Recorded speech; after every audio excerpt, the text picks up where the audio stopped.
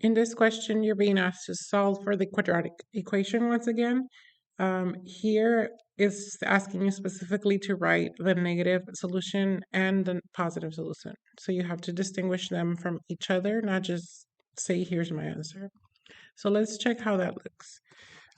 Once again, this is just an equation that first needs to be in standard form. So definitely has to equal 0. This one does not. We need to get rid of that 21. So the way we're going to do that is subtracting 21 on both sides, cancels, and we're left with 0 on the right side of the equal sign. These three are the terms that will replace ax squared plus bx plus c. So we're going to have x squared minus 4x and then minus 21. So using this, let's first graph it just to make sure that we can find them just by graphing. If not, we'll go ahead and do the mathematical version. Because it's a video, I'll probably do it anyways. So you can always pause or fast forward to that if you want. So here is the graph, and it shows definitely that it's touching at two values, a positive and a negative.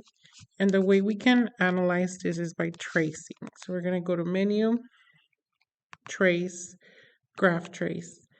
And we need to move to the left to see what that x-intercept is. So that's labeled as 0, and it's -3, 0. So I'm just going to make a sketch, and it looks like it's touching at -3. And then now we're going to move to the right, all the way to the right until it reaches the other 0. So it's a 0, and it says 7, 0. So pretty much we are done. Those are the answers. But if you want to do it algebraically, let's go ahead and continue. But if you're done, just continue to the next question. So we're going to identify the A, B, and C. A will be an imaginary 1. B is -4. And C is -21. And then if we do the formula, -b plus or minus the square root b squared minus 4ac over 2a. We're now going to replace the b value with -4, so we're going to have negative b, so -4, plus or minus the square root of b squared, which is -4 squared, minus 4 times a, which is 1, times c, which is -21, over 2 times a, which is 1.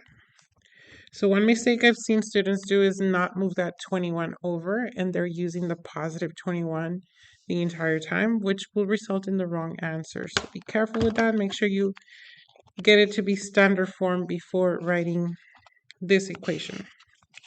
We're going to go ahead and continue by typing this in your calculator to check what the discriminant is. So -4 squared minus 4 times 1 times -21.